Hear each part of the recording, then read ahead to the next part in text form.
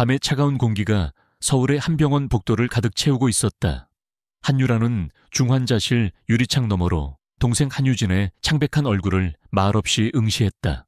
온갖 생명유지 장치에 둘러싸인 동생의 모습은 그녀의 심장을 날카로운 칼날로 베는 듯한 고통을 안겨주었다.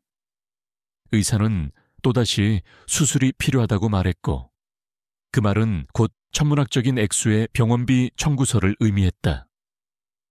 그녀가 감당하기에는 너무나도 무거운 현실이었다.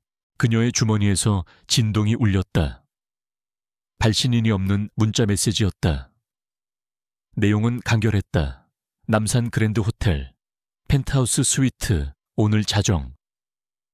이것은 그녀가 며칠 동안 고심 끝에 연락했던 어둠의 해결사로부터 온 답장이었다. 전직 국가정보원 분석 전문가였던 그녀의 능력을 돈으로 사려는 사람이 있다는 신호였다. 과거의 영광과 긍지는 이미 오래전에 버렸다. 지금 그녀에게 남은 것은 동생을 살려야 한다는 절박함 뿐이었다. 자정이 되기 10분 전, 한유라는 그랜드 호텔의 화려한 로비에 서 있었다. 값싼 옷차림의 그녀는 주변의 부유한 사람들과 어울리지 않았지만 그녀의 태도는 조금도 위축되지 않았다. 오히려 그녀의 눈빛은 주변 환경을 냉철하게 분석하고 있었다. 보안 카메라의 위치, 경호원들의 동선, 비상탈출구까지 모든 것이 그녀의 머릿속에 순식간에 입력되었다. 이것은 그녀가 나이스에서 배운 생존 본능이자 떨쳐낼 수 없는 직업병이었다. 지정된 펜트하우스에 도착하자 육중한 문이 소리 없이 열렸다. 안에는 값비싼 양복을 입은 남자가 서울의 야경을 등지고 서 있었다. 그는 최민준, 제아그룹의 전무이사이자 현 회장 강태하의 사촌이었다. 그는 천천히 몸을 돌려 유라를 위아래로 훑어보았다. 그의 눈빛에는 경멸과 오만함이 뒤섞여 있었다. 그는 유라의 낡은 신발과 지친 얼굴을 보며 만족스러운 미소를 지었다. 절박한 사람은 다루기 쉽기 때문이었다. 한유라 씨, 당신의 프로필은 아주 인상적이더군. NIS 최고의 분석 요원이었지만 상사의 배신으로 불명예 제대를 했다지. 최민준의 목소리는 부드러웠지만 얼음처럼 차가웠다. 그는 테이블 위로 태블릿 PC 하나를 밀었다. 화면에는 한 남자의 사진과 신상 정보가 가득했다.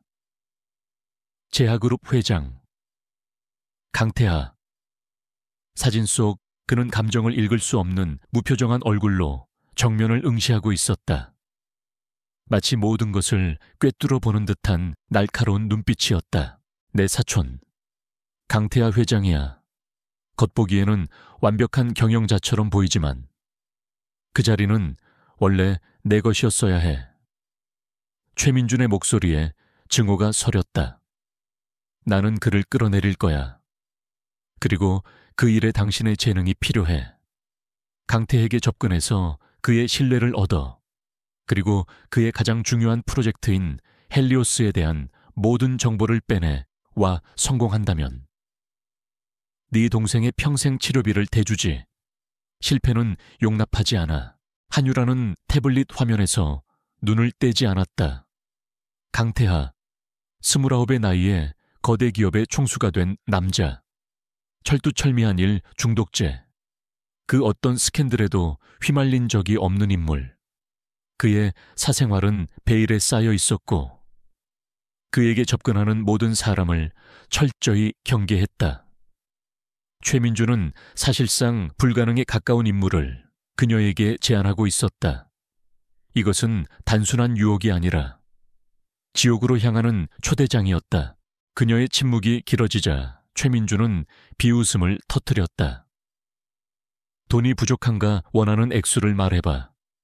네가 상상하는 것 이상을 줄 수 있어. 그는 유라가 돈 때문에 어떤 더러운 일이라도 할 것이라고 확신하는 듯했다. 그 오만함이 오히려 유라의 정신을 번쩍 들게 만들었다. 그녀는 더 이상 NIS의 요원이 아니었다. 그녀는 이제 자신의 목숨과 동생의 목숨을 걸고 위험한 도박에 뛰어들어야 하는 한 명의 개인일 뿐이었다. 한유라는 천천히 고개를 들었다. 그녀의 눈빛은 더 이상 절망으로 흔들리지 않았다. 대신 모든 감정을 지운 채 냉철한 분석가의 눈으로 최민준을 바라보았다. 계약 조건이 있습니다. 첫째, 계약금은 전체 금액의 30%를 선지급해야 합니다. 동생의 급한 수술비입니다. 둘째, 임무를 수행하는 동안 제 방식에 대해 일절 간섭하지 마십시오. 당신의 섣부른 개입은 모든 것을 망칠 수 있습니다. 그녀의 당당한 태도에 최민준의 눈썹이 살짝 치켜 올라갔다. 그는 궁지에 몰린 쥐가 고양이에게 반항하는 듯한 모습이 재미있다는 표정을 지었다. 하지만 그는 곧 고개를 끄덕였다. 좋아, 그 정도 자신감은 있어야지. 내일 아침 네 계좌로 돈이 입금될 거다. 그리고 이건 강태에 대한 기본 정보다. 그의 취향, 습관, 동선까지 전부 들어있으니 숙지하도록 해. 그는 또 다른 서류 봉투를 테이블 위로 던졌다. 계약은 성립되었다. 한유라는 서류 봉투와 태블릿을 챙겨 자리에서 일어났다. 그녀가 방을 나가기 직전 최민준이 나지막이 말했다. 잊지 마. 한유라, 넌 이제 내 손에 있는 장기 말이야. 배신할 생각은 꿈에도 꾸지 않는 게 좋을 거야. 그의 목소리에 담긴 살벌한 경고가 그녀의 등 뒤에 비수처럼 꽂혔다. 하지만 유라는 뒤돌아보지 않았다. 그녀는 이미 자신의 길을 선택했다. 호텔을 빠져나온 유라는 차가운 밤 공기를 깊게 들이마셨다. 거대한 빌딩 숲 사이로 비치는 서울의 불빛이 마치 그녀를 비웃는 것처럼 느껴졌다. 그녀는 손에 든 태블릿을 켰다. 강태아의 얼굴이 다시 화면을 가득 채웠다. 그의 눈은 여전히 그녀를 꿰뚫어 보는 듯했다. 유라는 그의 프로필을 한 줄 한 줄 읽어 내려가기 시작했다. 그의 학력, 경력, 심지어 그가 좋아하는 와인 종류와 클래식 음악까지. 그녀는 단순히 정보를 읽는 것이 아니었다. 그녀는 강태아라는 인물을 분석하고 그의 심리를 파고들고 그의 약점을 찾기 시작했다. 이것은 그녀가 가장 잘하는 일이었다. 최민준은 그녀를 단순한 미인계의 도구로 생각했지만 그는 큰 실수를 한 것이었다. 한유라는 단순한 미인이 아니었다. 그녀는 치밀한 전략가이자 목표를 위해서라면 자신의 모든 것을 던질 수 있는 위험한 사냥꾼이었다. 그녀의 머릿속에서는 이미 수십 가지의 시나리오가 그려지고 있었다. 강태아와의 첫 만남은 어떻게 연출할 것인가? 어떤 모습으로 그에게 접근해야 그의 경계심을 무너뜨릴 수 있을까? 그녀는 자신의 과거를 철저히 지우고 새로운 신분을 만들어야 했다. 완벽한 연기를 통해 강태아라는 초롱성을 무너뜨려야만 했다. 이것은 그녀의 인생에서 가장 위험하고 중요한 임무가 될 것이었다. 다음 날 아침, 약속대로 거액의 돈이 그녀의 계좌로 입금되었다. 유라는 즉시 병원으로 달려가 밀린 병원비를 모두 정산하고 동생의 수술 날짜를 잡았다. 수술 동의서에 서명을 하는 그녀의 손은 미세하게 떨리고 있었다. 더러운 돈으로 동생을 살린다는 죄책감이 그녀를 짓눌렀지만 그녀는 고개를 저었다. 후회는 사치였다. 이제 그녀는 앞으로 나아가야만 했다. 며칠 후 유라는 완전히 다른 사람으로 변해 있었다. 낡고 지친 모습은 온데간데 없고 우아하고 지적인 갤러리 큐레이터 서지아가 그 자리를 대신했다. 그녀는 최민준이 준 돈으로 최고급 의상과 액세서리를 구입했고 전문적인 메이크업과 헤어스타일링을 받았다. 하지만 그녀의 가장 큰 무기는 외모가 아니었다. 그것은 그녀가 밤을 새워가며 연구한 미술사와 예술품에 대한 해박한 지식이었다. 그녀는 강태하가 VVIP 고객으로 있는 한 프라이빗 갤러리의 자선 경매 행사에 참석할 계획이었다. 그곳에서 우연히 그와 마주치는 것이 그녀의 첫 번째 시나리오였다. 그녀는 경매에 나올 모든 작품의 정보와 작가의 배경, 그리고 예상 낙찰가까지 완벽하게 외웠다. 그녀는 그저 아름다운 여자가 아니라 강태하의 지적 호기심을 자극할 수 있는 상대로서 그에게 접근할 생각이었다. 경매 당일 밤, 화려한 드레스를 입은 유라는 낯선 상류층의 세계로 들어섰다. 샴페인 잔을 든 사람들이 가식적인 미소를 지으며 서로의 안부를 묻는 곳. 그녀는 이런 위선적인 분위기를 경멸했지만 겉으로는 조금의 동요도 보이지 않았다. 그녀의 시선은 오직 한 사람, 아직 도착하지 않은 오늘의 목표물을 찾고 있었다. 그리고 마침내 행사장 입구가 소란스러워지며 모든 사람의 시선이 한 곳으로 쏠렸다. 강태하가 모습을 드러냈다. 완벽하게 재단된 검은색 턱시도를 입은 그는 주변의 모든 것을 압도하는 존재감을 뿜어내고 있었다. 그는 누구에게도 눈길을 주지 않은 채 무표정한 얼굴로 자신의 지정석으로 향했다. 그의 주변에는 보이지 않는 벽이 있는 것처럼 아무도 감히 그에게 말을 걸지 못했다. 유라는 마른 침을 삼켰다. 사진으로 보는 것과 실제는 완전히 달랐다. 그는 생각보다 훨씬 더 어려운 상대였다. 유라는 심호흡을 하며 자신을 다독였다. 긴장할수록 실수하게 된다. 그녀는 수년간의 훈련을 통해 어떤 상황에서도 평정심을 유지하는 법을 배웠다. 이제 막 게임은 시작되었을 뿐이었다. 그녀는 천천히 샴페인 잔을 내려놓고 마치 한 마리의 우아한 흑표범처럼 목표물을 향해 움직이기 시작했다. 그녀의 눈빛은 그 어느 때보다 차갑고 날카롭게 빛나고 있었다. 경매장의 공기는 부와 권력의 향기로 가득 차 있었다. 한유라는 자신의 역할에 완벽하게 몰입한 채 우아한 자태로 샴페인 잔을 들고 그림들을 감상하는 척했다. 그녀의 진짜 시선은 오직 강태에게 고정되어 있었다. 그는 경매가 시작되었음에도 불구하고 조금도 흥미를 보이지 않았다. 그의 얼굴은 마치 잘 조각된 대리석상처럼 차갑고 무표정했으며 주변의 아첨과 소음으로부터 자신을 완벽하게 차단하고 있었다. 저런 남자의 마음에 파고드는 것은 얼음산을 맨손으로 오르는 것과 같을 터였다. 잠시 후 경매사가 무대 위로 한 점의 그림을 소개했다. 무명의 화가 이선우의 유작, 시면의 초상이었다. 대부분의 사람들은 유명 작가의 작품이 아니라는 사실에 관심을 거두었지만 유라는 이 순간을 기다려왔다. 이것은 그녀가 강태하의 지적 허영심을 자극하기 위해 선택한 미끼였다. 그녀는 강태하가 단순한 부자가 아니라 진짜 가치를 알아보는 안목을 가졌다는 정보를 입수했었다. 유라는 마치 혼잣말을 하듯 옆에 서 있던 귀부인에게 나지막이 속삭였다. 그녀의 목소리는 강태하가 들을 수 있을 만큼 정확하게 계산된 크기였다.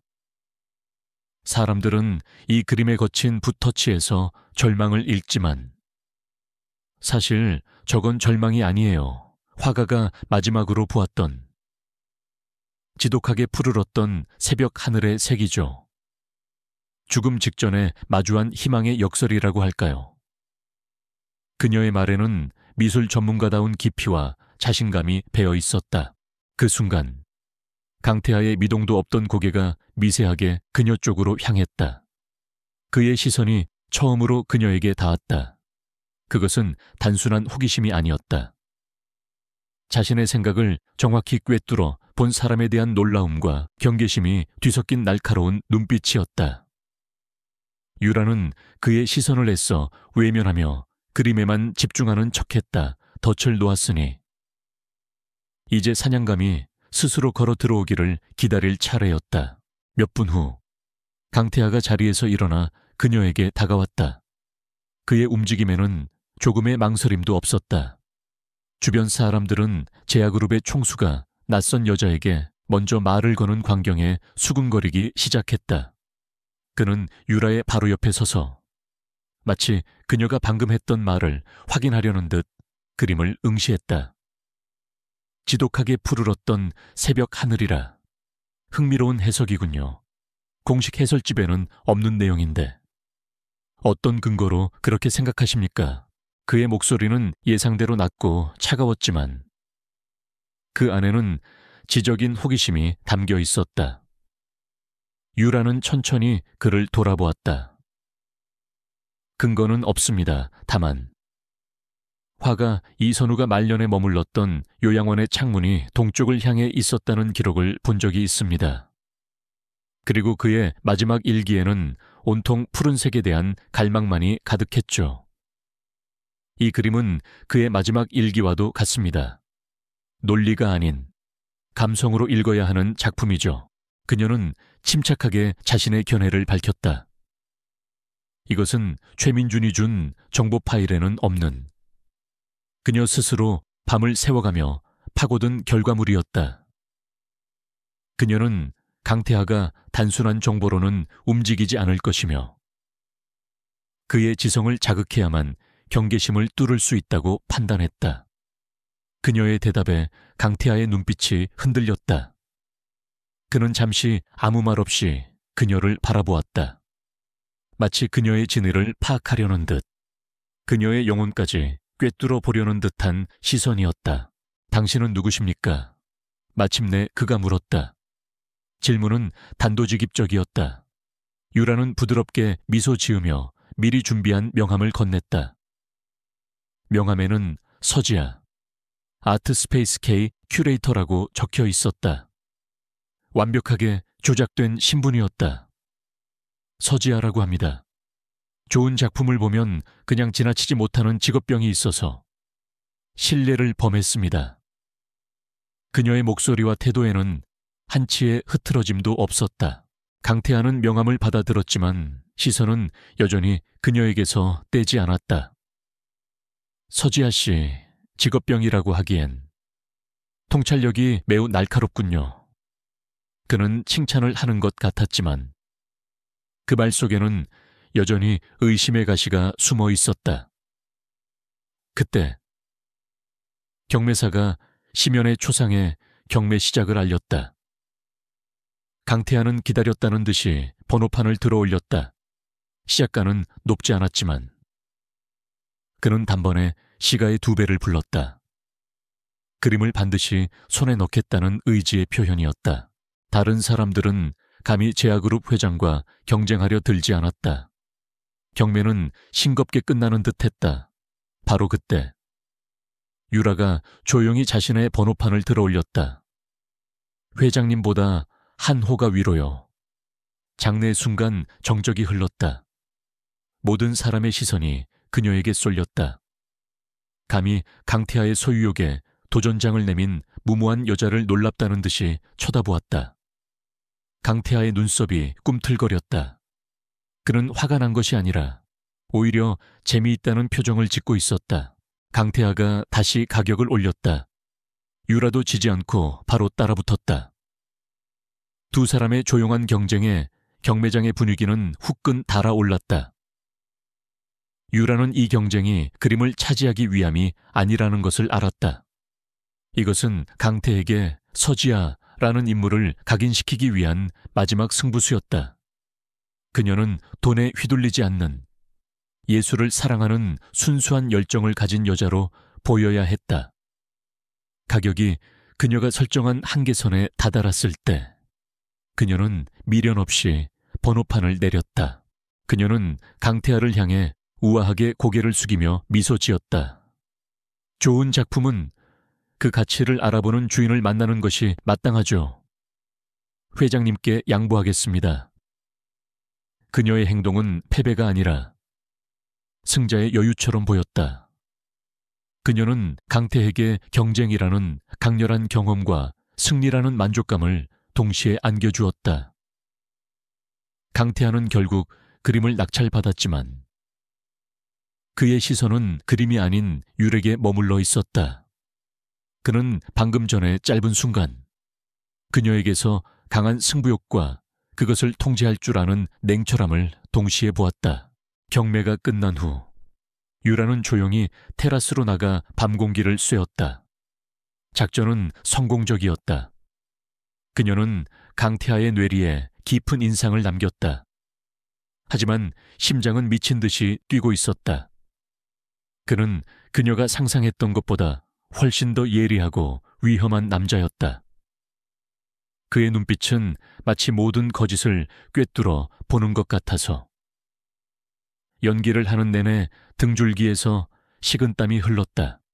그때 등 뒤에서 익숙한 목소리가 들려왔다. 이런 곳에 혼자 계셨군요. 서지아 씨, 강태하였다. 그는 어느새 그녀의 뒤에 다가와 서 있었다. 유라는 놀란 기색 없이 천천히 돌아섰다. 회장님이야말로 오늘 밤의 주인공이신데 여기는 어쩐 일이십니까? 그녀는 다시 완벽한 큐레이터의 가면을 썼다. 그는 그녀의 손에 들린 샴페인 잔과 자신의 잔을 가볍게 부딪혔다. 덕분에 좋은 그림을 얻었습니다. 감사의 인사를 하고 싶어서요. 그리고 아까의 그 경쟁도 아주 즐거웠습니다. 즐거우시었다니 다행입니다.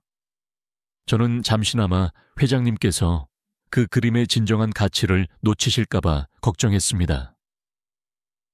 유라가 재치 있게 받아쳤다. 그녀의 당돌함에 강태하는 소리내어 웃었다.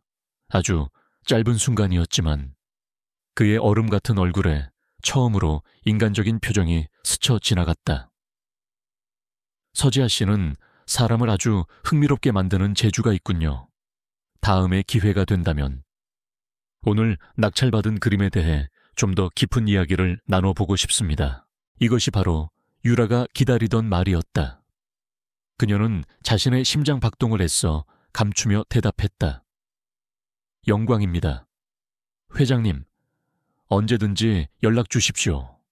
강태하는 고개를 끄덕인 후 더 이상 아무 말 없이 돌아서서 연 회장 안으로 사라졌다. 그의 뒷모습을 보며 유라는 길고 가느다란 숨을 내쉬었다. 1단계 임무는 완벽하게 성공했다.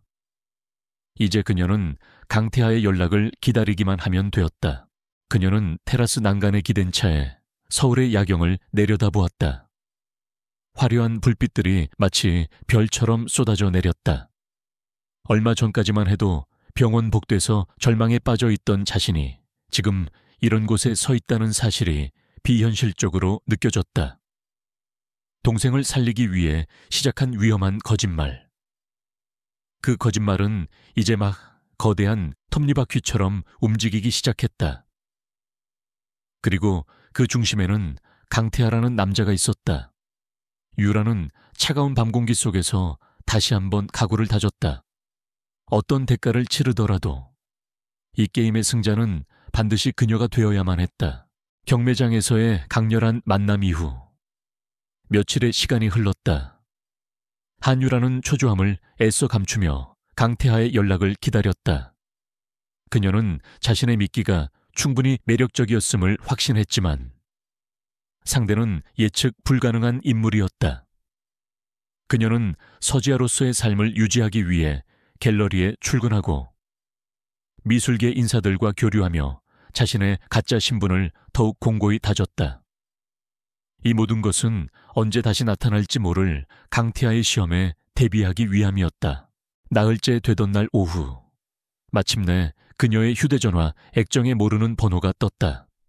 심장이 내려앉는 기분이었지만 그녀는 침착하게 숨을 고른 뒤 전화를 받았다. 수화기 너머로 익숙한 저음의 목소리가 흘러나왔다. 서지아 씨, 강태하입니다.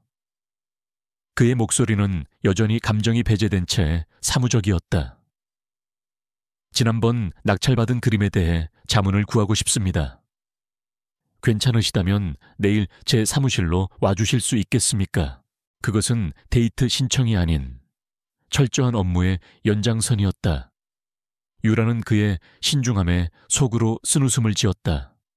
그는 결코 쉽게 빈틈을 보이지 않는 남자였다. 물론입니다. 회장님, 시간을 말씀해 주시면 맞춰서 방문하겠습니다. 그녀는 유능한 전문가의 목소리로 완벽하게 응대했다. 강태하는 비서실을 통해 정확한 시간과 장소를 알려주겠다며 짧게 통화를 마쳤다. 전화가 끊긴 후 유라는 비로소 참았던 숨을 길게 내쉬었다. 진짜 게임은 이제부터 시작이었다. 다음 날 유라는 제약그룹 본사 빌딩의 거대한 위용 앞에 섰다. 하늘을 찌를 듯 솟아오른 유리와 강철의 성체는 마치 강태하라는 남자를 그대로 옮겨놓은 듯했다. 방문객에게도 삼엄한 보안 절차를 거치는 로비를 통과하며 그녀는 이곳이 단순한 회사가 아니라 하나의 거대한 요새임을 실감했다. 회장실이 있는 최고층으로 향하는 엘리베이터 안에서 유라는 거울에 비친 자신의 모습을 마지막으로 점검했다. 단정하고 지적인 큐레이터. 서지아, 연기는 완벽해야 했다. 회장실은 넓고 미니멀했다. 거대한 통유리창 너머로 서울의 정형이 파노라마처럼 펼쳐져 있었다. 강태하는 집무 책상에 앉아 서류를 검토하고 있었고 그의 옆에는 중년의 남자가 함께 서 있었다. 강태하는 유라를 발견하고 자리에서 일어나 그녀를 맞았다. 와주셔서 감사합니다. 서지아 씨, 이쪽은 저희 그룹의 고문이신 김 박사님입니다. 미술품 감정 분야에서는 국내 최고 권위자시죠. 유라의 심장이 쿵 하고 내려앉았다. 이것은 명백한 시험이었다. 강태하는 그녀 혼자만을 부른 것이 아니었다. 그는 전문가를 배석시켜 그녀의 실력을 검증하려 하고 있었다. 조금이라도 허점을 보이면 모든 것이 끝장이었다. 하지만 그녀의 얼굴에는 당황한 기색이 전혀 드러나지 않았다. 오히려 그녀는 부드럽게 미소 지으며 김 박사에게 정중하게 고개를 숙였다. 말씀 많이 들었습니다. 박사님, 이렇게 뵙게 되어 영광입니다. 시면의 초상은 회장실 한쪽 벽에 걸려 있었다. 유라는 강태하와 김 박사의 날카로운 시선을 뒤로 한 채 그림 앞으로 다가갔다. 그녀는 그림을 감정하기 시작했다. 작품의 보존 상태, 물감의 미세한 균열, 캔버스의 재질까지 꼼꼼하게 살폈다. 그리고 그녀는 경매장에서 했던 감성적인 평가가 아닌 철저히 데이터에 기반한 분석을 내놓기 시작했다. 그림의 전체적인 보존 상태는 최상이지만 푸른색 안료를 사용한 부분에서 미세한 산화작용이 시작되고 있습니다. 이선우 화가가 활동하던 시기에는 코발트 블루와 프러시안 블루를 혼합해서 사용하는 경우가 많았는데 두 안료의 화학적 안정성 차이 때문에 발생하는 현상입니다. 특수 한권항습 장치가 필요할 것 같습니다. 그녀의 분석은 막힘이 없었고 김 박사의 얼굴에 놀라움이 스쳐 지나갔다. 유라는 이어서 그림의 미학적 가치와 투자 가치까지 냉철하게 분석했다.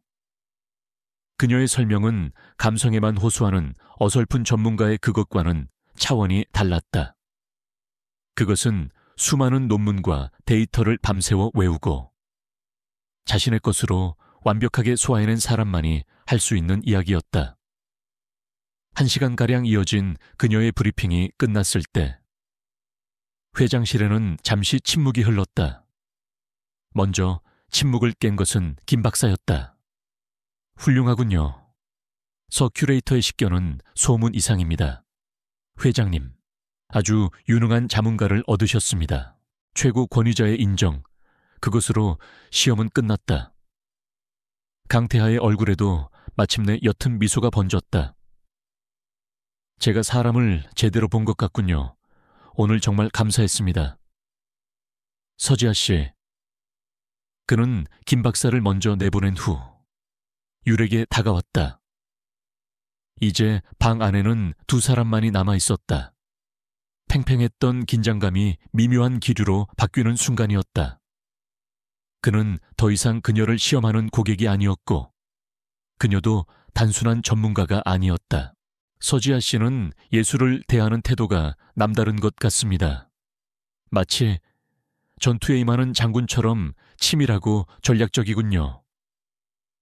강태하가 와인잔을 건네며 말했다. 유라는 잔을 받아들며 미소 지었다. 최고의 예술품은 그 자체로 하나의 전쟁터와 같으니까요. 아름다움을 지키기 위해서는 그만큼 치열해져야 한다고 생각합니다. 그녀는 그의 말을 재치 있게 받아 넘기며 동시에 그의 본질을 꿰뚫는 듯한 암시를 던졌다. 바로 그 순간 유라의 핸드백 안에서 휴대전화가 짧게 진동했다. 최민준이었다. 결과는 언제쯤이면 본론으로 들어갈 거지. 미인계를 쓰라고 보냈더니 미술 강의나 하고 있을 셈인가. 그의 조급함이 묻어나는 메시지에 유라는 인상을 찌푸렸다. 그녀는 최민준의 저급한 방식을 경멸했다. 강태하 같은 남자는 그런 식으로는 절대 무너뜨릴 수 없었다. 그녀는 메시지를 무시하고 다시 강태에게 집중했다. 회장님이야말로 비즈니스를 하나의 예술로 만드시는 분 같습니다. 제아그룹이 추진 중인 헬리오스 프로젝트에 대한 기사를 인상 깊게 읽었습니다. 마치 미래를 조각하는 작업처럼 느껴졌습니다. 유라는 자연스럽게 대화의 주제를 자신의 진짜 목표로 끌고 왔다.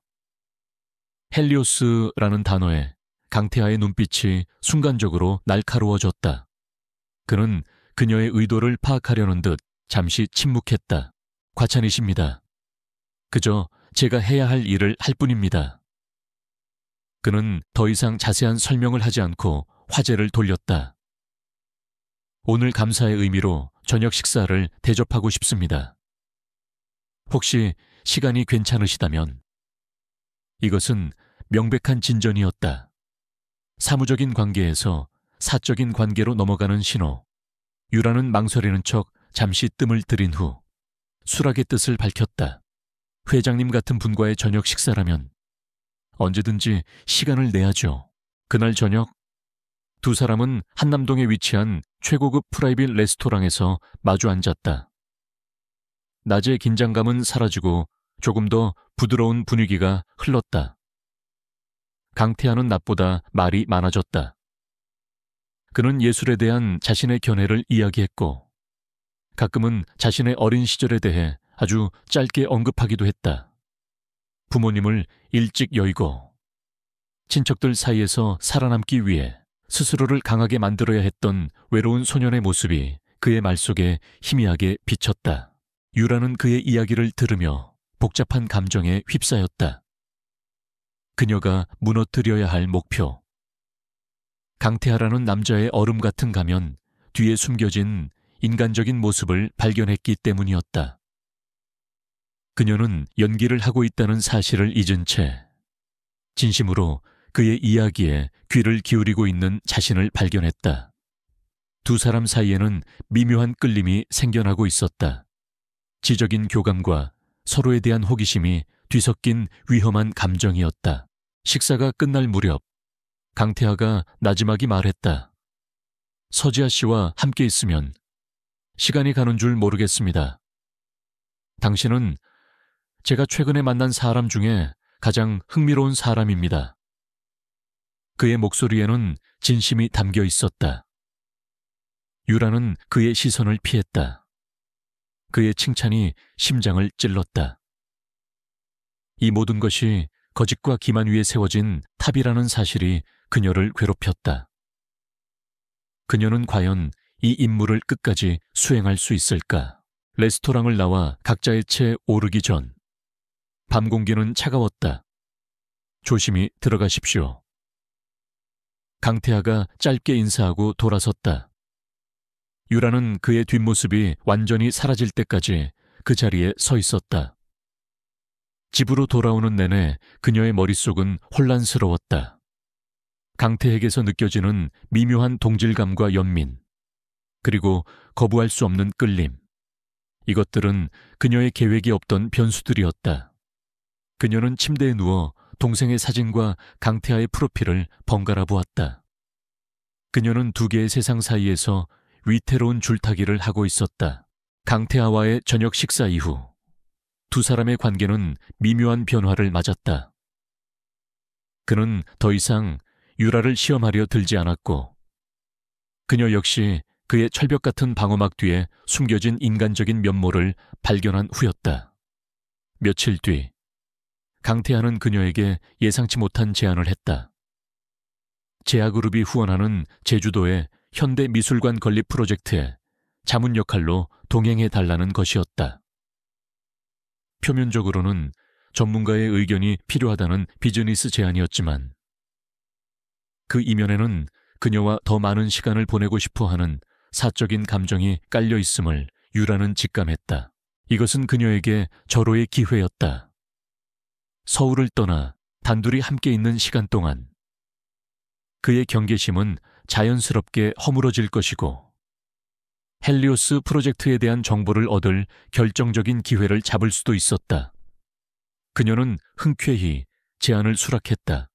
제주도로 떠나는 날, 공항에서 마주한 강태아는 평소에 냉철한 회장님이 아닌 편안한 차림의 부드러운 남자였다. 그 모습에 유라는 순간적으로 자신이 임무를 수행 중이라는 사실을 잊을 뻔했다. 제주도의 풍경은 눈부시게 아름다웠다.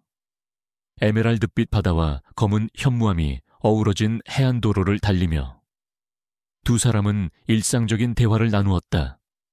좋아하는 영화, 음악, 어릴 적 추억 같은 사소한 이야기들이 오고 갔다.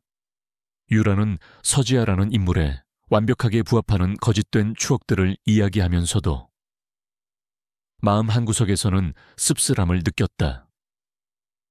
강태아가 보여주는 진솔한 모습에 거짓으로 답해야 하는 자신의 처지가 위선적으로 느껴졌기 때문이었다. 그들은 최고급 리조트에 짐을 풀고 곧바로 미술관 건립 부지로 향했다. 부지는 바다가 한눈에 내려다 보이는 아름다운 언덕에 자리 잡고 있었다. 강태아는 건축 도면을 펼쳐 보이며 자신의 구상에 대해 열정적으로 설명했다. 그는 단순히 돈만 되는 후원자가 아니었다. 그는 예술을 진심으로 사랑했고, 이 미술관을 세계적인 명소로 만들고 싶어 하는 순수한 꿈을 가지고 있었다. 그의 눈빛은 그 어느 때보다 빛나고 있었다. 다음 날, 그들은 미술관 부지 주변의 자연 환경과 조화를 이룰 야외 조각품 설치 장소를 물색하기 위해 해안 절벽 근처에 산책로를 걸었다. 가파른 절벽 아래로 부서지는 파도 소리와 시원한 바닷바람이 두 사람을 감쌌다. 평화로운 풍경에 취해 잠시 긴장을 풀고 있던 바로 그 순간, 끔찍한 일이 벌어졌다. 강태아가 발을 딛고 있던 산책로의 가장자리 흙더미가 갑자기 무너져 내린 것이다. 회장님 유라가 비명을 지를 틈도 없이 그의 몸이 균형을 잃고 절벽 아래로 기울어졌다. 모든 것이 찰나의 순간에 일어났다. 일반적인 여자였다면 공포에 질려 소리를 지르거나 얼어붙었을 것이다. 하지만 한유라는 일반인이 아니었다. 그녀의 몸은 머리가 생각하기도 전에 먼저 반응했다. 과거 애니스에서 수없이 반복했던 위기 대응 훈련이 그녀의 모든 세포에 각인되어 있었다. 그녀는 한치의 망설임도 없이 몸을 날렸다. 그녀는 땅을 박차고 나가 강태하의 팔을 붙잡는 동시에 자신의 몸무게 중심을 낮춰 땅에 단단히 고정시켰다. 그녀의 움직임은 군더더기 없이 간결하고 효율적이었다. 가녀린 체구에서는 상상할 수 없는 힘으로 그녀는 절벽에 아슬아슬하게 매달린 강태하의 육중한 몸을 끌어당기기 시작했다. 그녀의 팔 근육이 비명을 질렀지만 그녀는 이를 악물고 버텼다. 제 손을 잡고 반대쪽 발로 지지대를 찾으세요. 그녀의 목소리는 다급했지만 놀랍도록 침착했다. 그녀의 지시는 명확했고 공황 상태에 빠질 뻔했던 강태하는 그녀의 목소리에 정신을 차릴 수 있었다. 그는 본능적으로 그녀의 지시에 따라 절벽의 바위 틈을 딛고 힘을 주었다. 마침내 두 사람은 서로의 몸을 의지해 안전한 산책로 안쪽으로 굴러떨어지듯 쓰러졌다. 거친 숨을 몰아쉬며 두 사람은 한동안 아무 말도 하지 못했다. 정신을 차린 강태하가 먼저 입을 열었다. 그의 목소리는 충격으로 잠겨 있었다. 서지아 씨, 괜찮소? 그는 자신의 안위보다 그녀를 먼저 걱정했다. 그리고 그의 시선은 그녀의 팔에 머물렀다. 강한 힘을 버티느라 생긴 붉은 멍 자국과 흙먼지 투성이인 그녀의 모습. 그는 곧이어 믿을 수 없다는 눈빛으로 그녀를 바라보았다. 방금 어떻게 한 겁니까? 그건 보통 사람이 할 수 있는 일이 아니었는데. 유라의 심장이 덜컥 내려앉았다. 그녀는 너무나도 큰 실수를 저질렀다. 동생을 구하기 위해 시작된 거짓 연극이 강태하를 구하려는 본능적인 행동 때문에 산산조각날 위기에 처한 것이다. 그녀는 자신의 정체를 숨기기 위해 순발력 있게 변명거리를 찾아야만 했다. 저도 제가 어떻게 그랬는지 모르겠어요. 그냥 너무 놀라서 옛날에 암벽 등반을 배운 적이 있어서 아마 그때의 기억이 남아있었나 봐요. 그녀의 변명은 그럴듯하게 들렸지만 강태하의 의심을 완전히 지우기에는 역부족이었다. 그는 단순한 사고가 아닐 수도 있다는 생각을 떨칠 수 없었다. 산책로의 흙더미는 마치 누군가 일부러 파헤쳐 놓은 것처럼 부자연스러웠다. 그리고 무엇보다 방금 전 유라가 보여준 초인적인 반사신경과 위기 대처 능력은 단순한 암벽 등반 경험으로 설명할 수 있는 수준이 아니었다. 그녀의 눈빛, 목소리, 모든 것이 훈련된 요원의 그것과 닮아 있었다. 그날 이후 두 사람 사이의 분위기는 완전히 달라졌다. 강태하는 더 이상 부드러운 남자가 아니었다. 그는 다시 경계심 많고 예리한 제아그룹의 총수로 돌아왔다. 그는 율에게 감사함을 표했지만 그의 눈빛은 끊임없이 그녀를 탐색하고 분석했다. 그는 그녀의 정체에 대해 심각한 의문을 품기 시작했고 그 의심은 두 사람 사이에 보이지 않는 거대한 벽을 만들었다. 유라는 자신의 실수를 만회하기 위해 더 완벽하게 서지아를 연기하려 애썼다. 하지만 한번 생긴 균열은 쉽게 메워지지 않았다. 그녀는 강태하의 날카로운 시선 아래에서 숨막히는 긴장감을 느껴야 했다. 그가 어디까지 의심하고 있는지, 어디까지 알고 있는지 전혀 짐작할 수 없었다. 제주도의 남은 일정은 끔찍한 침묵과 어색함 속에서 흘러갔다. 아름다운 풍경은 더 이상 두 사람의 눈에 들어오지 않았다. 서울로 돌아오는 비행기 안에서 두 사람은 한마디도 하지 않았다. 창밖으로 보이는 구름 위로 석양이 붉게 물들고 있었다. 유라는 자신의 인생도 저 석양처럼 위태로운 경계선 위에 서 있다는 것을 직감했다. 그녀는 그의 목숨을 구했지만 그 대가로 자신의 임무를 실패 직전까지 몰고 갔다. 그리고 무엇보다 그 위험한 순간에 싹텄던 진실한 감정들이 이제는 날카로운 의심의 칼날이 되어 서로를 겨누고 있었다. 그녀의 완벽했던 가면이 처음으로 깨져버린 순간이었다. 제주도에서 돌아온 후 서울의 공기는 납처럼 무겁게 느껴졌다. 강태하와 한유라 사이에는 어색한 침묵만이 흘렀다. 모든 연락이 끊겼고 유라는 마치 사형 선고를 기다리는 죄수처럼 하루하루를 피말리는 긴장 속에서 보냈다. 그녀는 자신의 정체가 발각되었을지도 모른다는 최악의 시나리오를 몇 번이고 시뮬레이션했다. 그녀의 완벽했던 가면은 돌이킬 수 없는 균열을 보였고 이제 남은 것은 상대의 처분뿐이었다. 그녀는 최민준에게 제주도에서의 사고에 대해 보고했다. 단순한 사고가 아니라 누군가 의도적으로 저지른 짓일 가능성이 크다고 강조했지만 그는 코웃음을 쳤다.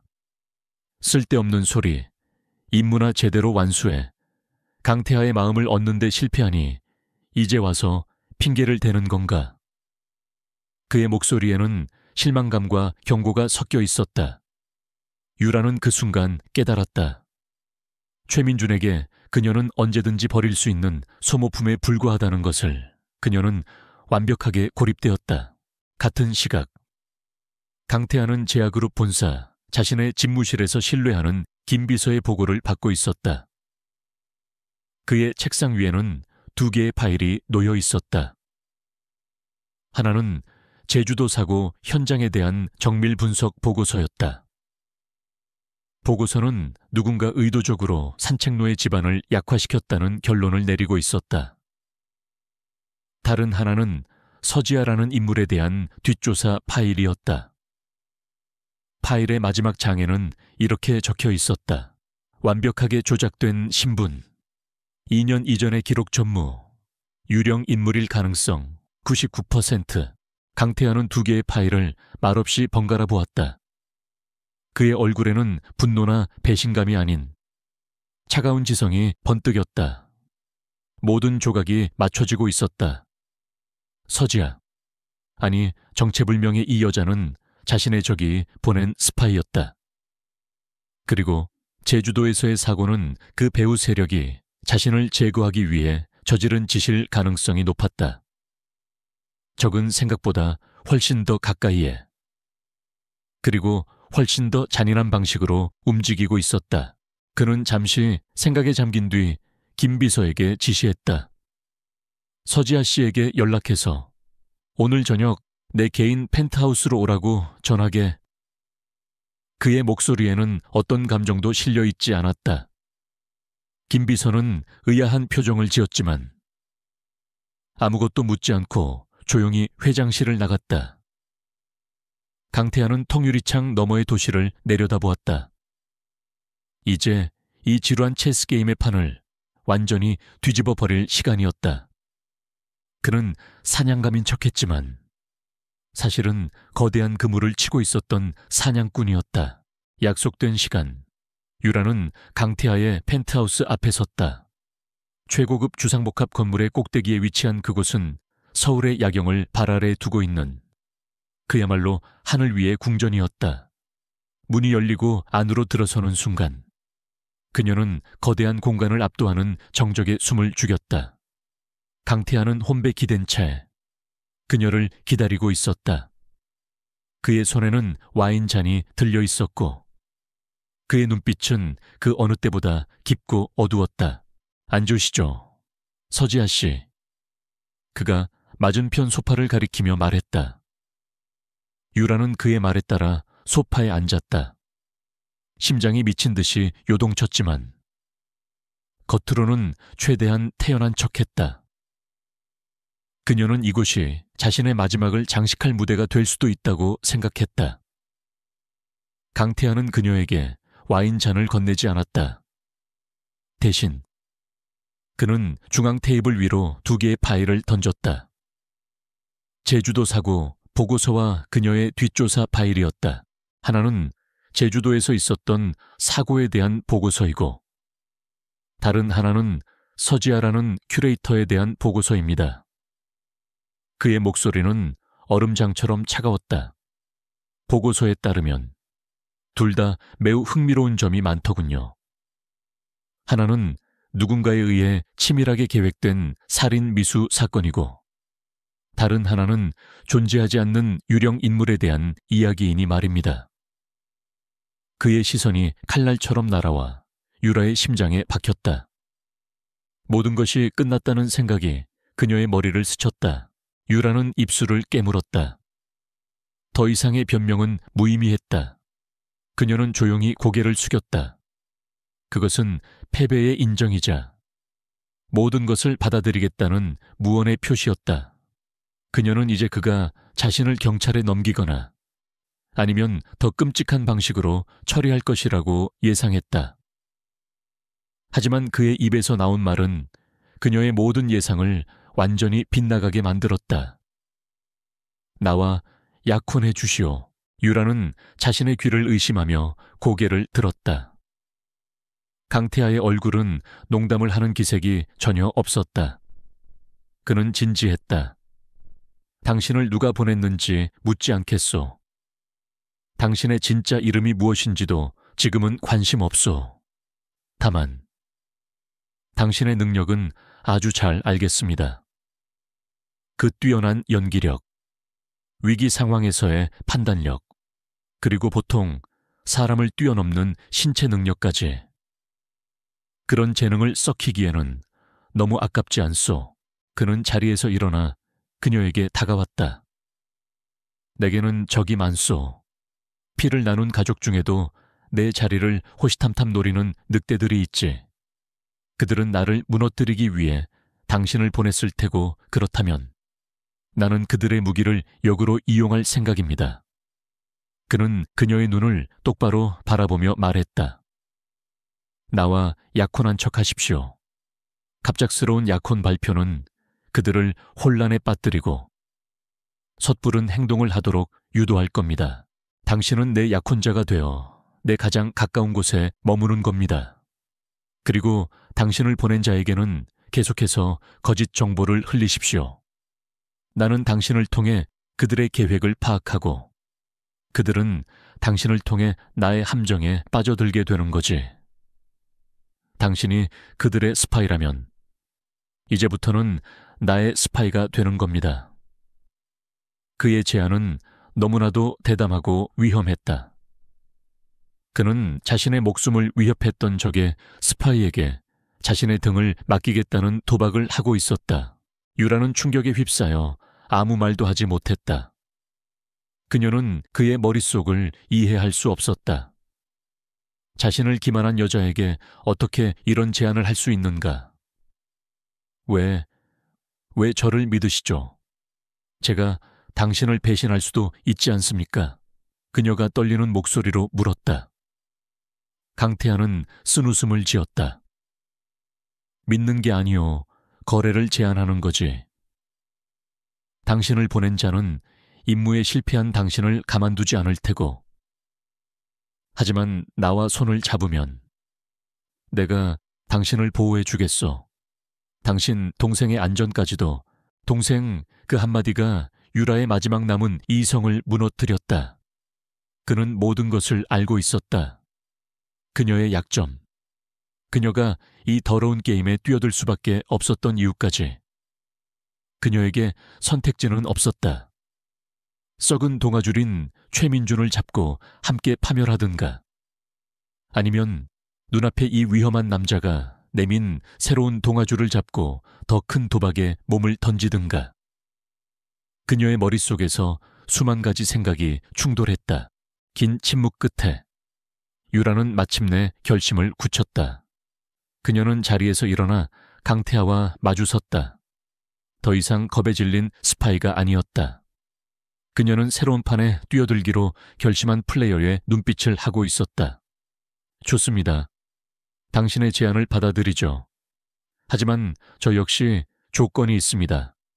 이 계약이 끝났을 때 저와 제 동생의 완벽한 신분 세탁과 안전을 보장해 주십시오. 그녀는 거래의 조건을 분명히 했다. 강태하는 만족스러운 표정으로 고개를 끄덕였다. 물론 그건 당연한 대가지. 그는 손을 내밀었다. 유라는 잠시 망설이다가 그의 손을 잡았다. 두 사람의 손이 맞잡는 순간 새로운 계약이 성립되었다.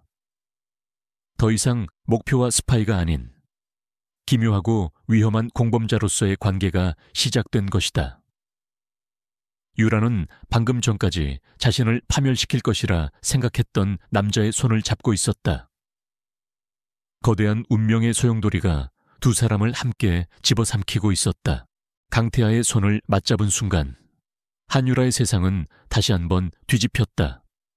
어제의 적이 오늘의 동지가 되었고, 그녀의 임무는 목표를 파괴하는 것에서 목표를 보호하는 것으로 바뀌었다. 하지만 두 사람 사이에는 신뢰 대신 차가운 계약서 한 장만이 존재했다. 강태하는 곧바로 자신의 변호사가 작성한 비밀유지 계약서를 내밀었다. 그것은 약혼 계약서의 형태로 위장되어 있었지만 내용은 철저히 비즈니스적이었다. 계약서에는 두 사람의 역할과 의무가 명시되어 있었다. 한유라는 강태하의 완벽한 약혼녀를 연기하며 최민준에게는 계속해서 거짓 정보를 흘리는 이중 스파이 역할을 수행해야 했다. 강태하는 그 대가로 그녀와 그녀 동생의 신변을 보장하고 계약이 끝난 후에는 완벽한 새 삶을 제공하기로 약속했다. 계약을 위반할 시의 대가는 상상조차 하기 힘든 것이었다. 두 사람은 말없이 계약서에 서명했다. 피 한 방울 섞이지 않은 가장 위험한 동맹이 체결되는 순간이었다. 그들의 첫 번째 과제는 세상이 믿을 만한 러브 스토리를 만드는 것이었다. 두 사람은 펜트하우스의 서재에 마주 앉아 강태하와 서지아의 연애사를 조작하기 시작했다. 경매장에서의 첫 만남 이후 두 사람이 어떻게 비밀 데이트를 즐겼고 서로의 어떤 모습에 끌렸는지에 대한 구체적인 시나리오를 짰다. 이 과정에서 그들은 서로에 대해 더 많은 것을 알게 되었다. 물론 대부분은 대중에게 보여주기 위한 정보였지만 그 속에는 가끔씩 진실의 파편이 섞여들기도 했다. 내가 가장 좋아하는 음식은 평범한 김치찌개요. 강태하가 무심코 내뱉은 말에 유라는 놀란 눈으로 그를 쳐다보았다. 재벌 총수의 입에서 나오리라고는 상상하지 못했던 대답이었다. 어릴 적 어머니가 유일하게 해주셨던 음식이니까. 그는 짧게 덧붙이고는 다시 입을 닫았다. 그 순간 유라는 그의 차가운 가면 뒤에 숨겨진 외로운 소년의 그림자를 또다시 보았다. 이 위험한 연극 속에서 그녀는 자꾸만 그의 진짜 모습을 발견하고 있었다. 며칠 후 강태하는 계획의 첫 단계를 실행에 옮겼다. 그는 재하재단이 주최하는 자선 오페라 공연에 유라를 파트너로 동반했다. 그곳은 대한민국의 모든 언론과 상류층 인사들이 모이는 곳이었다. 두 사람이 함께 레드카펫에 등장하자 수많은 플래시가 폭죽처럼 터져 나왔다. 강태하가 공식 석상에 여자를 동반한 것은 이번이 처음이었기 때문이었다. 그는 유라의 허리를 자연스럽게 감싸 안으며 세상에서 가장 다정한 연인의 모습을 연기했다. 공연 내내 그는 그녀의 귓가에 다정하게 속삭이거나 그녀의 손을 부드럽게 잡는 등 계산된 애정 표현을 멈추지 않았다. 유라 역시 그의 연기에 완벽하게 호응했다. 그녀는 수줍으면서도 기품 있는 미소로 화답하며 사랑에 빠진 여인의 모습을 완벽하게 연기해냈다. 그들의 모습은 한 폭의 그림 같았고 다음 날 아침 대한민국의 모든 신문과 방송은 얼음 왕자 강태하 사랑에 빠지다라는 헤드라인으로 도배되었다. 그 시각 최민준은 자신의 사무실에서 태블릿 PC를 집어 던지며 분노를 터뜨리고 있었다. 화면에는 강태하와 한유라가 다정하게 서로를 바라보는 사진이 가득했다. 배신감과 모멸감에 그의 얼굴이 흉측하게 일그러졌다. 자신이 공들여 고른 장기말이 적의 여왕이 되어 나타난 꼴이었다. 그는 곧바로 율에게 전화를 걸었다. 그의 목소리는 분노로 가늘게 떨리고 있었다. 이게 대체 어떻게 된 거지? 설명해. 유라는 강태하의 펜트하우스 거실에서 그의 전화를 받았다. 강태하는 그녀의 바로 옆 소파에 앉아 스피커폰으로 통화 내용을 모두 듣고 있었다. 이것은 그녀의 새로운 역할에 대한 첫 번째 시험이었다. 그녀는 미리 연습한 대로 겁에 질린 목소리를 연기하기 시작했다. 죄송합니다. 전무님, 강태하 회장이 모든 걸 알고 있었어요. 제주도에서 돌아온 날, 저를 협박해서 제 동생까지 들먹이면서 어쩔 수 없이 그녀의 영위는 완벽했다. 목소리의 떨림, 호흡, 모든 것이 공포에 질린 사람의 그것이었다. 그녀는 자신이 강태하의 인질이 되었으며 그의 감시 때문에 아무것도 할 수 없다고 호소했다. 최민주는 처음에는 의심했지만 동생을 들먹였다는 말에 점차 그녀의 말을 믿기 시작했다. 그는 유라가 여전히 자신의 편이며 단지 상황 때문에 어쩔 수 없이 강태에게 협력하고 있다고 판단했다. 그는 오히려 이것이 기회가 될 수도 있다고 생각했다. 알았다. 일단 진정해. 이제부터는 더 조심스럽게 움직여야 해. 강태하의 약혼녀가 되었으니 그의 가장 가까이에서 정보를 빼낼 절호의 기회이기도 하니까. 그의 신뢰를 얻은 뒤 결정적인 순간에 뒤통수를 치는 거다. 최민주는 어리석게도 자신의 함정 속으로 스스로 걸어 들어오고 있었다. 유라는 그의 지시에 순종하는 척하며 전화를 끊었다. 통화가 끝나자 강태하는 나지막이 말했다. 연기력이 대단하군. 아카데미 여우주연 상감이야. 그의 칭찬에는 가시가 돋쳐 있었다. 그날부터 두 사람의 위험한 동거가 시작되었다. 유라는 자신의 작은 오피스텔을 정리하고 강태하의 펜트하우스로 짐을 옮겼다. 세상에서 가장 완벽한 예비 부부를 연기하기 위해서였다. 하지만 화려한 펜트하우스 안에서 그들은 철저히 타인이었다. 잠은 각각 다른 침실에서 잤고 마주칠 때마다 어색한 침묵이 흘렀다. 함께 아침 식사를 하는 식탁은 세상에서 가장 불편한 자리였다. 하지만 강제된 동거는 그들 사이에 미묘한 변화를 가져왔다. 유라는 아침마다 그가 마시는 커피의 종류를 알게 되었고 그는 그녀가 잠들기 전에 항상 클래식 음악을 듣는다는 사실을 알게 되었다. 늦은 밤 서재에서 마주쳤을 때 그들은 일상적인 대화를 나누기도 했다. 일과 관련된 이야기가 아닌 아주 사소하고 개인적인 이야기들이었다. 그럴 때마다 두 사람은 서로가 연기하는 가면 뒤에 있는 진짜 모습을 조금씩 발견하게 되었다. 어느 날 밤, 유라는 발코니에서 홀로 서울의 야경을 내려다보고 있었다. 도시의 불빛이 별처럼 쏟아지는 광경을 보며 그녀는 깊은 생각에 잠겼다. 그때 강태하가 조용히 그녀의 옆으로 다가왔다. 두 사람은 한동안 아무 말 없이 야경을 바라보았다. 먼저 침묵을 깬 것은 강태하였다. 최민준이 곧 움직일 거요.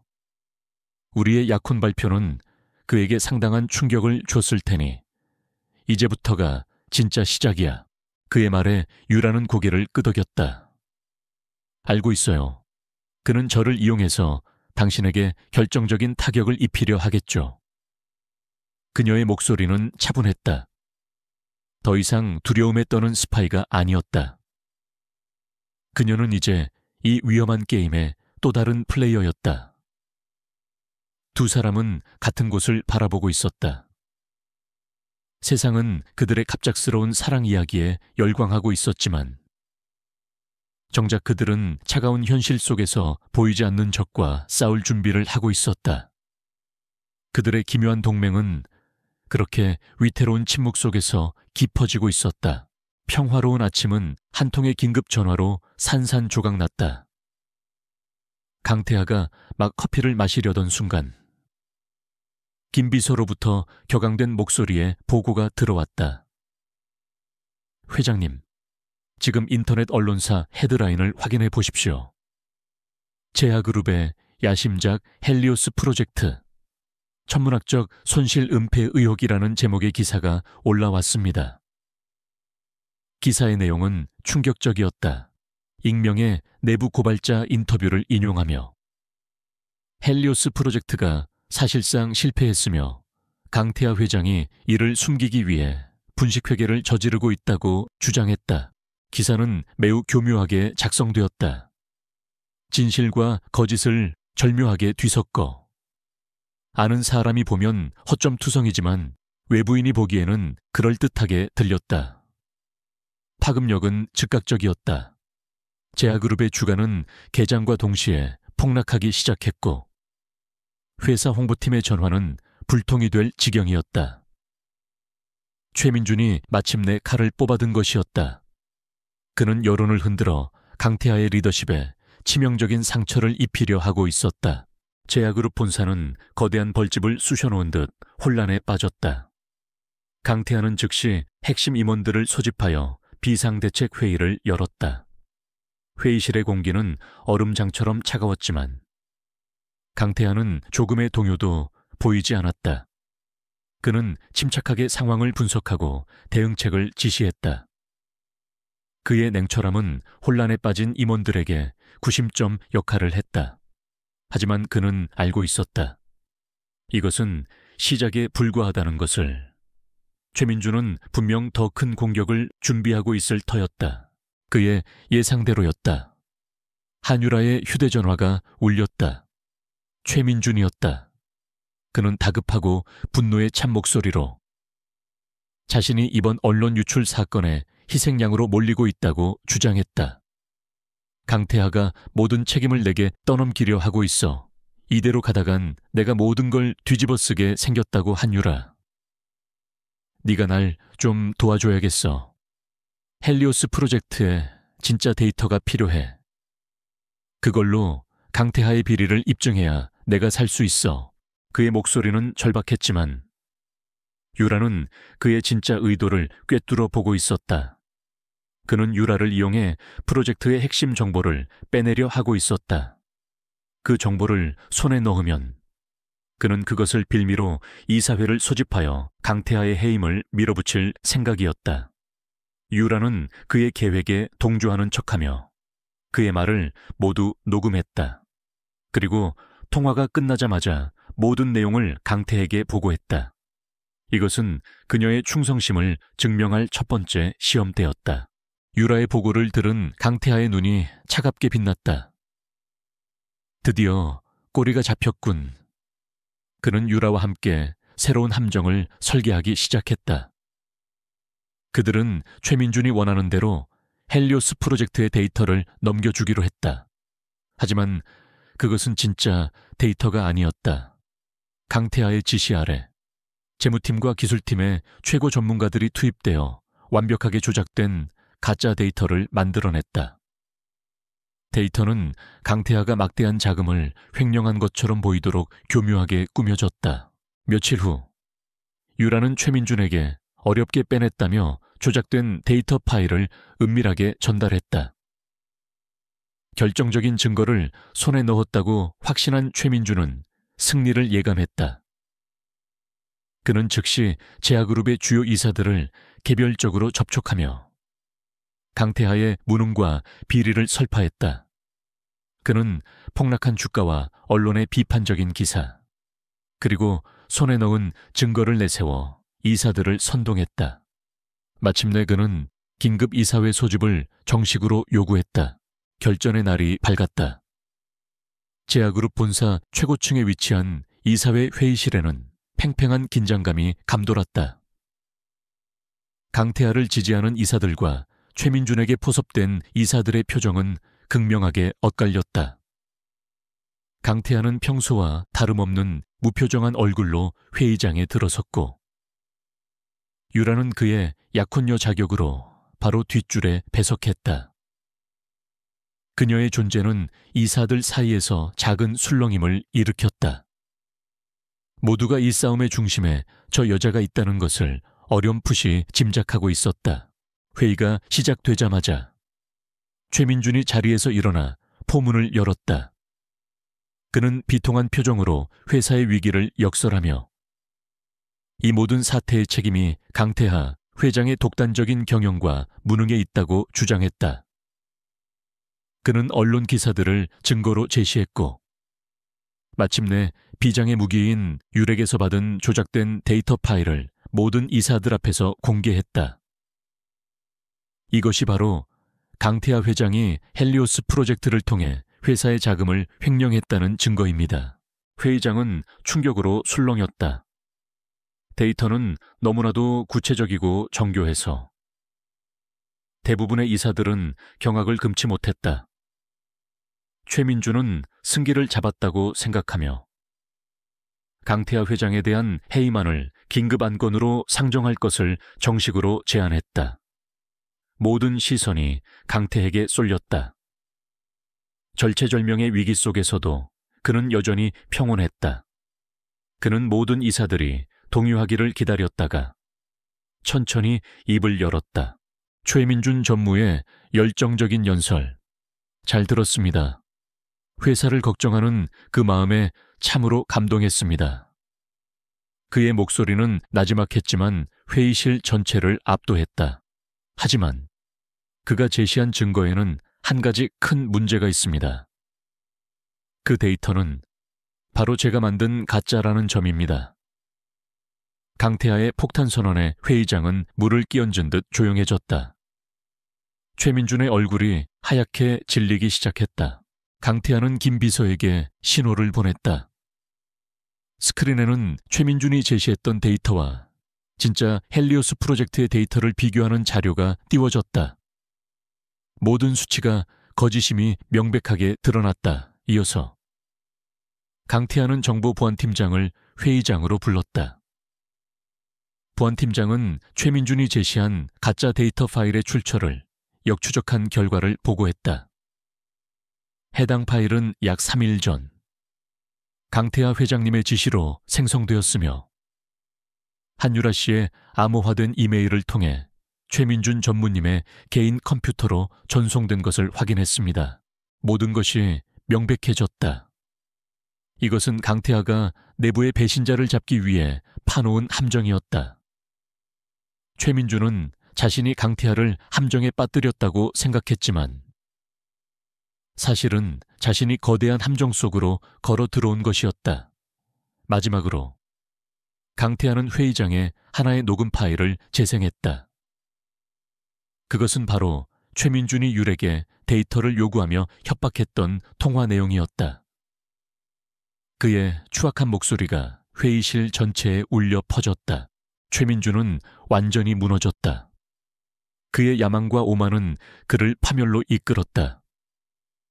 그는 아무런 변명도 하지 못한 채 잿빛이 된 얼굴로 자리에 주저앉았다.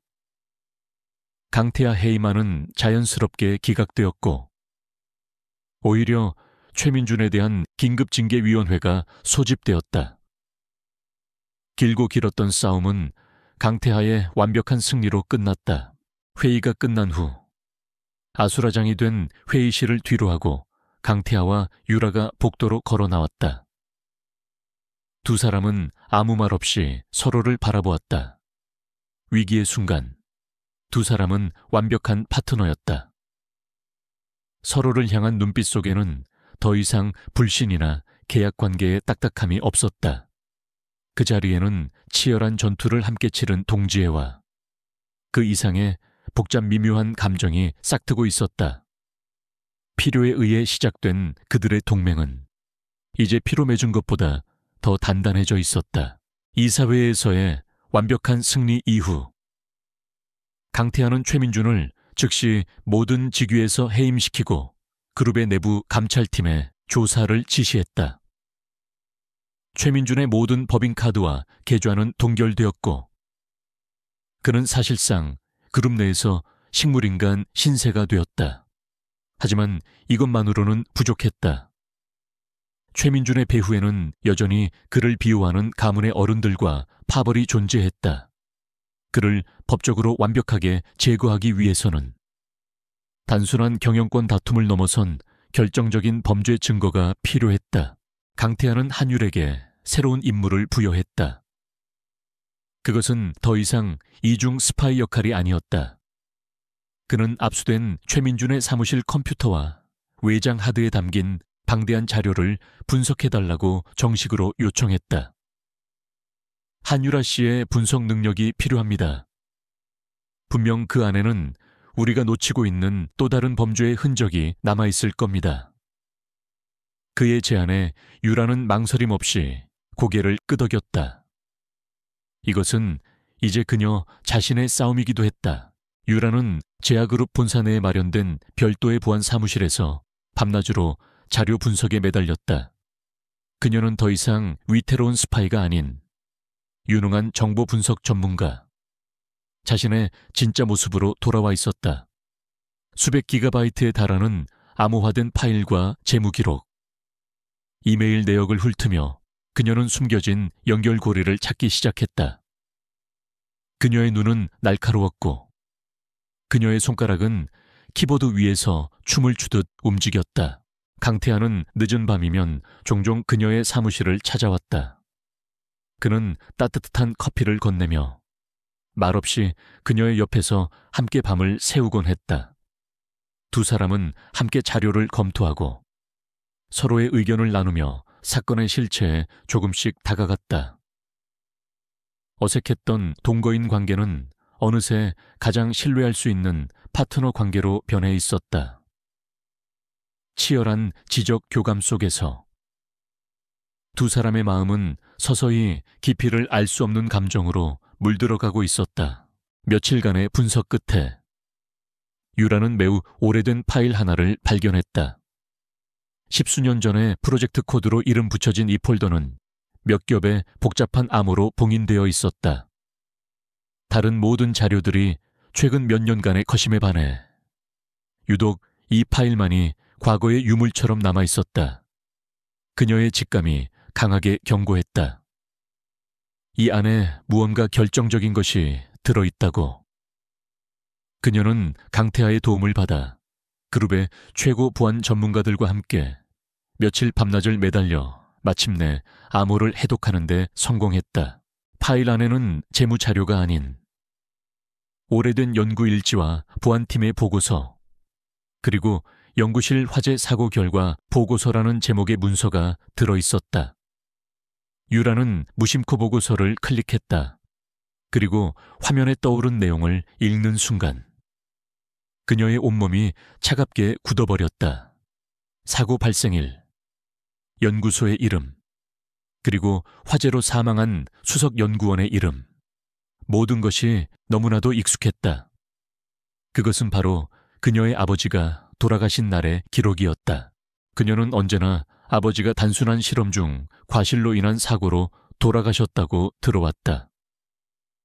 하지만 그녀의 눈앞에 있는 보고서의 내용은 전혀 다른 이야기를 하고 있었다.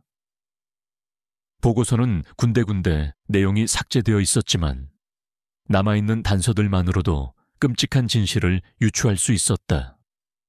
그녀의 아버지, 한성진 박사는 당시 개발 중이던 신기술의 치명적인 결함을 발견했고 프로젝트를 전면 중단시켜야 한다는 공식 보고서를 제출하기 직전이었다.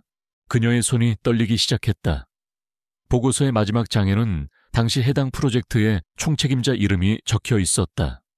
그 이름은 바로 최민준이었다. 모든 조각이 끔찍한 그림으로 맞춰졌다. 최민준은 자신의 경력에 오점이 될 프로젝트 중단을 막기 위해 그녀의 아버지가 보고서를 제출하기 전날 밤 연구실에 불을 질러 모든 증거를 인멸하고 아버지를 살해한 것이었다. 단순한 사고가 아니었다. 그것은 치밀하게 계획된 살인이었다. 유라 씨, 그녀의 창백한 얼굴을 본 강태하가 놀라 달려왔다. 유라는 아무 말도 하지 못한 채 떨리는 손가락으로 화면을 가리켰다. 모든 내용을 확인한 강태하의 얼굴 역시 분노로 굳어졌다. 그는 유라의 어깨를 감싸 안았다. 괜찮소. 내가 있소. 그의 나지막한 목소리가 그녀의 귓가에 울렸다. 그 순간 유라는 참아왔던 눈물을 터뜨렸다. 아버지를 잃은 슬픔과 진실을 알게 된 충격, 그리고 원수를 눈앞에 두고 있었다는 사실에 대한 분노가 한꺼번에 터져 나왔다. 그녀의 임무는 이제 완전히 다른 차원의 것이 되었다. 이것은 더 이상 돈을 위한 계약이나 복잡한 기업 암투가 아니었다. 이것은 자신의 아버지를 죽인 살인맥에 정의의 심판을 내리기 위한 한 딸의 처절한 복수극이 되었다. 강태하는 그녀의 복수를 돕겠다고 맹세했다. 최민주는 이제 두 사람의 공동의 적일 뿐만 아니라 반드시 법의 심판대에 세워야 할 악마였다. 두 사람은 보고서에서 발견한 단서를 토대로 그날 밤 근무했던 퇴직한 경비원의 행방을 수소문하기 시작했다. 며칠간의 추적 끝에 그들은 서울 변두리의 작은 아파트에서 홀로 살아가는 노인을 찾아낼 수 있었다. 처음에는 입을 열지 않던 노인은 강태하의 끈질긴 설득과 유라의 눈물, 어린 호수 앞에서 마침내 수십 년간 묻어두었던 진실을 털어놓았다. 그날 밤 분명히 봤습니다. 화재 경보가 울리기 직전 최민준 그 작자가 황급히 연구실에서 빠져나오는 것을 그는 제 가족을 해치겠다고 협박하며 입을 다물라고 했습니다. 평생을 죄책감 속에서 살았습니다. 정말 죄송합니다. 노인의 증언은 결정적이었다. 이제 그들에게는 최민준의 살인죄를 입증할 수 있는 증인과 정황 증거가 모두 갖춰졌다. 사무실로 돌아오는 차 안. 유라는 더 이상 울지 않았다. 그녀의 눈은 슬픔 대신 차가운 결의로 불타고 있었다. 그녀는 옆에서 조용히 운전하고 있는 강태하를 바라보았다. 이 남자가 아니었다면 그녀는 영원히 진실을 모른 채 아버지를 죽인 원수의 손에 놀아났을 것이다. 그는 그녀의 구원자이자 이제는 그녀의 복수를 함께할 유일한 동반자였다. 마지막 결전의 시간이 다가오고 있었다. 제아그룹의 연례 주주총회 날이 밝았다. 행사장인 그랜드 컨벤션 홀의 공기는 수천억 원의 자본이 내뿜는 열기와 보이지 않는 권력 다툼에 냉기로 가득했다. 이 자리는 지난 1년간의 경영 성과를 보고하고 미래의 비전을 제시하는 공식적인 행사였지만 올해는 그 이면에 훨씬 더 거대하고 추악한 진실을 폭로하는 심판의 무대가 될 운명이었다. 강태하와 한유라는 이 날을 위해 지난 며칠간 밤을 새우며 모든 증거를 정리하고 치밀하게 시나리오를 준비했다. 강태하가 단상에 올랐을 때 장내는 물을 끼얹은 듯 조용해졌다.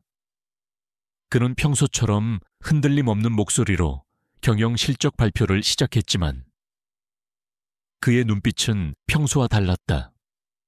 폭풍전야의 고요함처럼. 그의 눈에는 차가운 분노와 결연한 의지가 담겨 있었다. 주주들과 언론의 시선이 모두 그에게 집중되었다. 한편 최민주는 이사회의 결정으로 모든 직위에서 해임되었음에도 불구하고 대주주 자격으로 주주총회에 참석해 있었다. 그는 여전히 자신을 지지하는 세력이 있다고 믿으며 마지막 발악이라도 하려는 듯 오만한 표정으로 앉아 있었다. 예정된 발표가 끝나자 강태하는 준비된 원고를 옆으로 치웠다. 그리고 예상치 못한 발언을 시작했다. 주주 여러분, 그리고 언론인 여러분, 오늘 저는 제아그룹에 빛나는 미래뿐만 아니라 과거의 어두운 그림자에 대해서도 말씀드려야겠습니다. 우리가 앞으로 나아가기 위해서는 썩은 부위를 도려내는 고통스러운 과정을 반드시 거쳐야 하기 때문입니다. 그의 돌발 발언에 장내가 술렁이기 시작했다. 강태하의 신호에 따라 단상 뒤에 거대한 스크린에 십수년 전에 낡은 연구일지 파일이 나타났다. 한성진 박사의 마지막 연구 보고서라는 제목이 선명했다. 최민준의 얼굴이 순간적으로 굳어졌다. 강태하는 스크린을 가리키며 말했다. 이 자리에 계신 많은 분들이 기억하실 겁니다. 15년 전 우리 그룹의 핵심 기술 연구소에서 발생했던 비극적인 화재 사고를 말입니다. 당시 우리는 유능한 수석 연구원이었던 한성진 박사님을 잃었고, 회사는 이 사건을 단순한 안전사고로 결론 내렸습니다. 그는 잠시 말을 멈추고 객석에 앉아있는 한유라를 바라보았다. 그녀의 눈은 붉게 충혈되어 있었지만 눈물은 흐르지 않았다. 그녀는 자신의 아버지를 위한 마지막 싸움을 똑똑히 지켜보고 있었다. 하지만 진실은 달랐습니다. 한성진 박사님은 당시 개발 중이던 기술의 치명적 결함을 발견하셨고, 그로 인해 발생할 막대한 손실을 막기 위해 프로젝트의 전면 중단을 요청하려 했습니다. 그리고 그 보고서가 제출되기 바로 전날 밤, 박사님은 의문의 화재로 돌아가셨습니다. 장내는 충격적인 진실에 완전히 압도되었다. 강태하의 목소리가 장내에 울려 퍼졌다. 이것은 사고가 아니었습니다. 프로젝트 실패의 책임을 지기 두려워했던 누군가가 진실을 은폐하기 위해 저지른 계획적인 살인이었습니다. 그의 말이 끝나자마자 스크린에는 당시 프로젝트의 총책임자였던 최민준의 이름과 직책이 크게 클로즈업 되었다. 모든 시선이 최민준에게 쏠렸다. 그는 자리에서 벌떡 일어나 소리쳤다. 거짓말, 저건 모두 조작된 거야. 증거도 없는 모함이라고. 증거가 없다고 강태하는 차갑게 비웃었다. 그의 신뢰. 스크린에는 한 노인의 영상이 재생되기 시작했다. 15년 전 화재 당시 현장에 있었던 퇴직한 경비원이었다. 그는 떨리는 목소리로 그날 밤 연구실에서 황급히 빠져나오던 최민준의 모습을 똑똑히 보았으며, 그로부터 가족을 해치겠다는 협박을 받고 평생을 침묵 속에 살아왔다고 눈물로 고백했다. 영상이 끝나자 장내는 분노의 함성으로 가득 찼다. 최민준은 완전히 이성을 잃었다. 그는 단상을 향해 달려들려 했지만 미리 대기하고 있던 보안 요원들에게 제지당했다. 그는 짐승처럼 울부짖으며 강태하를 저주했다. 내 놈이 감히 나를, 내가 이 제야그룹을 위해 얼마나 많은 것을 희생했는데. 그의 추악한 발악은 그의 죄를 더욱 선명하게 만들 뿐이었다. 강태하는 그를 경멸의 눈빛으로 내려다보며 마지막 일격을 가했다. 당신의 죄는 거기서 끝나지 않았소. 스크린에는 최민준의 비밀 계좌 내역과 그가 불법적으로 조성한 비자금의 흐름이 적나라하게 펼쳐졌다. 그가 횡령한 돈은 수천억 원에 달했으며 그 돈의 일부는 정관계 로비 자금으로 사용된 흔적까지 발견되었다. 그가 저지른 범죄는 단순한 살인 은폐를 넘어 회사를 좀먹고 나라의 근간을 흔드는 거대한 부패의 사슬이었다. 바로 그 순간 컨벤션 홀의 모든 문이 동시에 열리며 검사와 수사관들이 들이닥쳤다. 그들은 망연자실에 있는 최민준에게 다가가 차가운 수갑을 채웠다. 최민준 씨, 살인교사, 업무상 횡령 및 증거인멸 혐의로 긴급 체포합니다. 수사관의 목소리가 장내에 선명하게 울려 퍼졌다. 카메라 플래시가 미친 듯이 터졌고 대한민국을 뒤흔들 재벌가의 추악한 스캔들은 그렇게 생중계되고 있었다. 끌려나가면서도 최민준은 마지막까지 발악하며 유라를 향해 저주를 퍼부었다. 한유라, 이 배신자 내가 너를 가만두지 않을 거야. 하지만 그의 목소리는 더 이상 누구에게도 위협이 되지 못했다. 유라는 그를 똑바로 마주보았다. 그녀의 눈빛에는 두려움이나 증오가 아닌 깊은 연민과 슬픔이 담겨 있었다. 한 인간의 탐욕이 얼마나 많은 것을 파괴할 수 있는지 그녀는 똑똑히 목격하고 있었다. 모든 소동이 끝나고 장내에는 무거운 침묵만이 남았다. 강태하는 마이크를 잡고 마지막으로 말했다. 제야그룹은 오늘 뼈를 깎는 아픔을 겪었습니다. 하지만 저희는 이 아픔을 딛고 더욱 투명하고 정의로운 기업으로 거듭날 것을 모든 주주 여러분과 국민 앞에 약속드립니다. 그의 목소리에는 그룹의 총수로서의 무거운 책임감과 미래를 향한 확고한 의지가 담겨 있었다. 주주들은 그의 진심 어린 약속에 뜨거운 박수로 화답했다. 주주총회가 끝나고 텅 빈 컨벤션홀에 강태하와 유라, 두 사람만이 남았다. 길고 길었던 싸움이 드디어 끝났다. 유라는 단상 아래로 내려온 강태에게 다가갔다. 그녀의 눈에서 마침내 뜨거운 눈물이 흘러내렸다. 그것은 슬픔의 눈물이 아니었다. 15년간 묵혀두었던 아버지에 대한 그리움과 마침내 정의를 되찾았다는 안도감이 뒤섞인 눈물이었다. 강태하는 말없이 그녀를 자신의 품에 가만히 안아주었다. 그의 따뜻한 위로 속에서 유라는 오랫동안 잊고 있었던 평온함을 느꼈다. 이제 정말 모든 것이 끝났다. 최민준이 법의 심판을 받고 모든 것이 제자리를 찾기까지 몇 달의 시간이 흘렀다. 제아그룹은 강태하의 강력한 리더십 아래 빠르게 안정을 되찾았다. 과거의 부패를 도려낸 자리에 투명 경영이라는 새로운 살이 돋아났고 시장의 신뢰는 그 어느 때보다 단단해졌다. 세상은 떠들썩했던 재벌가의 스캔들을 서서히 잊어갔고 강태하와 한유라의 세기의 로맨스 역시 조용한 수면 아래로 가라앉는 듯했다. 모든 폭풍이 지나간 후 두 사람 사이에는 어색한 고요함이 찾아왔다. 그들을 묶어주었던 약혼 계약은 이제 그 효력을 다했다. 공동의 적은 사라졌고 복수라는 목표도 달성되었다. 이제 남은 것은 계약의 종료와 각자의 삶으로 돌아가는 일뿐이었다. 한유라는 강태하가 마련해준 새로운 신분과 넉넉한 보상금을 바탕으로 조용히 미래를 계획하기 시작했다. 기적적으로 건강을 회복한 동생과 함께 작은 갤러리를 열어 평범한 삶을 살아가는 것. 그것이 그녀가 그리는 새로운 인생이었다. 펜트하우스의 넓은 공간은 그 어느 때보다 크고 공허하게 느껴졌다. 강태하는 회사 일에 몰두하며 늦은 밤에야 귀가했고 유라는 동생의 재활치료를 도우며 대부분의 시간을 밖에서 보냈다. 같은 공간에 있으면서도 그들은 서로를 피했다. 그들을 지탱해주던 연기라는 명분이 사라지자 진짜 감정을 어떻게 마주해야 할지 알 수 없었기 때문이었다.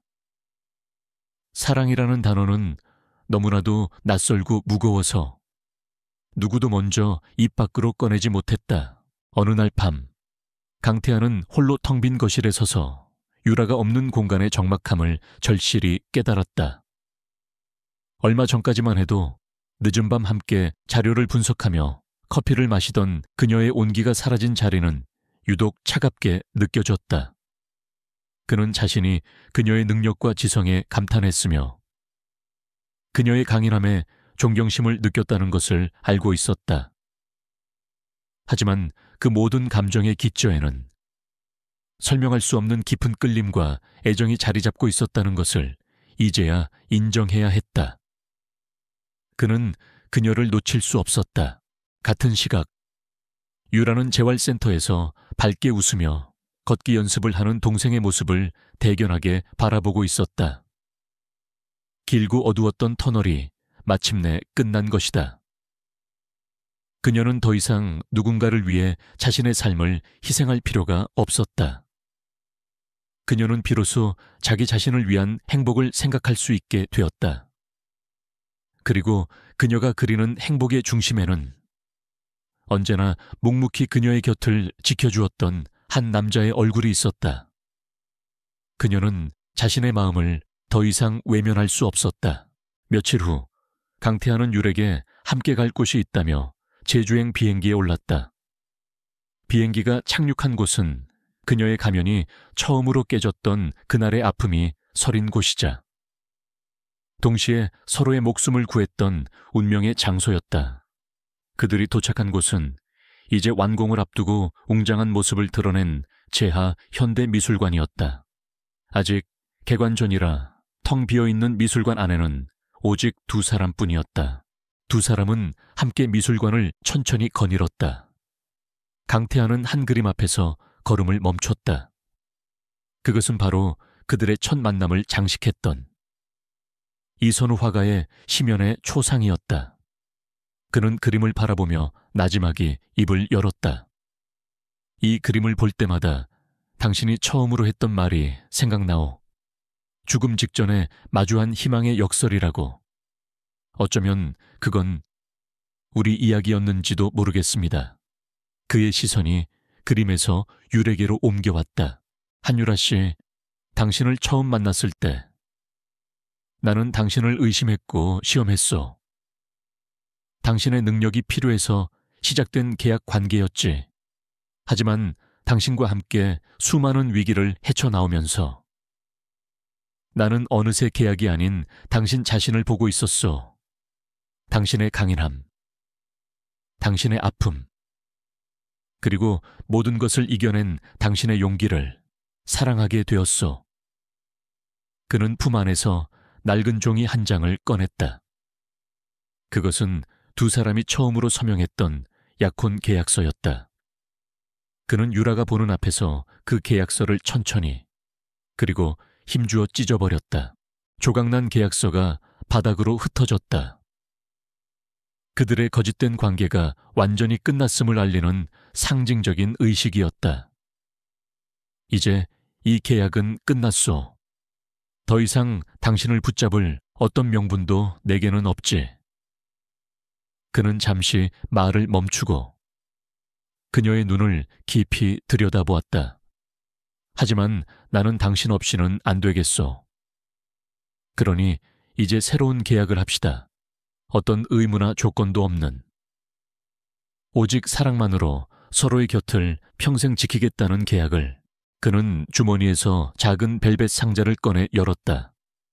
그 안에는 화려하진 않지만 밤하늘의 별처럼 깊고 푸른 사파이어가 박힌 반지가 고요하게 빛나고 있었다.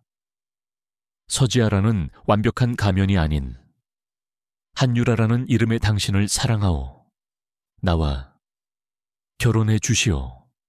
그의 목소리는 떨리고 있었지만 그 안에는 세상 누구보다 굳건한 진심이 담겨 있었다. 유라의 눈에서 뜨거운 눈물이 흘러내렸다. 그녀는 말없이 고개를 끄덕였다. 세상에서 가장 길고 위험했던 그녀의 임무는 가장 눈부신 해피엔딩으로 막을 내리고 있었다. 1년 후 제하 현대미술관에 성대한 개관식이 열렸다. 미술관의 초대관장으로 취임한 한유라는 우아하고 자신감 넘치는 모습으로 축사를 하고 있었다. 그녀의 곁에는 여전히 차갑지만 오직 그녀를 향해서만 따뜻한 미소를 짓는 남편 강태하가 든든하게 서 있었다. 객석에는 완전히 건강을 되찾은 동생 한유진이 누나를 향해 자랑스러운 박수를 보내고 있었다. 돈을 위해 총수의 아내가 되려 했던 여자는 이제 진정한 사랑으로 명예로운 사모님이 되어 있었다. 그녀는 비로소 자신의 이름과 행복을 되찾은 것이다.